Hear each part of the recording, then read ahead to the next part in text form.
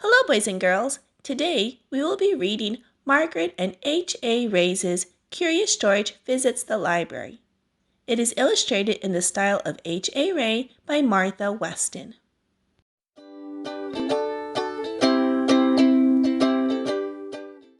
This is George. He was a good little monkey and always very curious. Today, George and his friend, the man with the yellow hat, were at the library. There's a sign by the door that says Story Hour today, 11 a.m. George had never been to the library before. He had never seen so many books before either. Everywhere he looked, people were reading. Some people read quietly to themselves.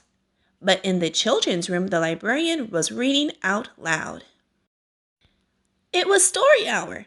George loved stories. He sat down with a group of children to listen.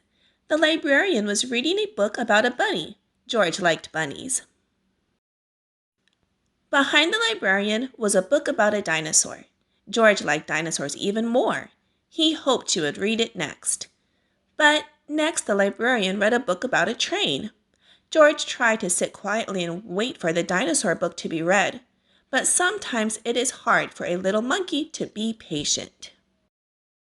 When the librarian started a story about jungle animals, George could not wait any longer. He had to see the dinosaur book. He tiptoed closer. "Look, a monkey!" shouted a girl. The librarian put her finger to her lips. "We must be quiet so everyone can hear," she said nicely.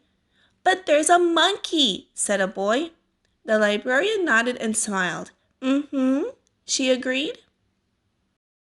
When she finished reading the jungle story, the librarian reached for the dinosaur book. Where did it go? And where was George? George was all ready to take the dinosaur book home and read it with his friend when another book caught his eye. This book was about trucks. George wanted to take it home too. And here was a book about elephants. George loved elephants. He added it to his pile. George found so many good books, he soon had more than he could carry. He leaned against a shelf to rest. "Squeak!" went the shelf. "Shh!" said a man. "Squeak!" went the shelf again, and it moved. Why, it wasn't really a shelf at all. George had found a special cart for moving books. What luck! Now George could carry all the books he wanted. He rolled the cart between the shelves and stacked up books about boats and kites and baking cakes. He climbed higher to reach books about cranes and planes. At last George had all the books he could handle. He couldn't wait to head home and start reading. And right in front of him was a ramp leading to the door. George was curious. Could he roll the cart all the way home? Down the ramp George went. The cart rolled faster and faster. "Stop!" a librarian volunteer shouted. "Come back here with my cart." But George was too excited to listen. The cart was picking up speed and George was having fun. Until crash! George and the cart ran smack into a shelf of encyclopedias. Books flew up in the air, and so did George. He landed in a big pile right between O and P. "Oh no!" moaned the volunteer when he saw the mess George had made. "How am I going to put away all these books?" "I'd like to borrow this one," said a boy from Story Hour. "And I'll take this one," said a girl. With help from George and the children, the books were sorted in no time. Soon there was just a small pile of George's favorite left. "Would you like to take these books home with you?" the volunteer asked George. Then he took George to a special desk and helped him make his very own library card.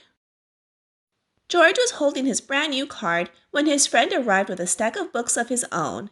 "There you are, George," he said. "I see you are all ready to check out." George and his friend gave their books to the librarian.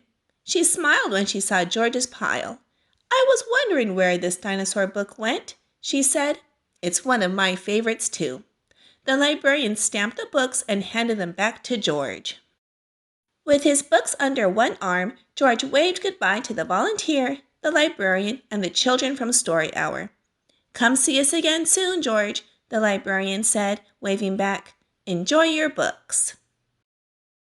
And he did. The end.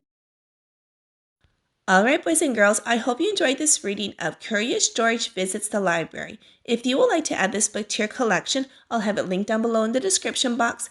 And if you are still not subscribed to my channel, please don't forget to subscribe so you don't miss any uploads that I add. I hope you'll have a wonderful day, and I will see you again soon in a couple of days with a new Read Aloud. Bye-bye!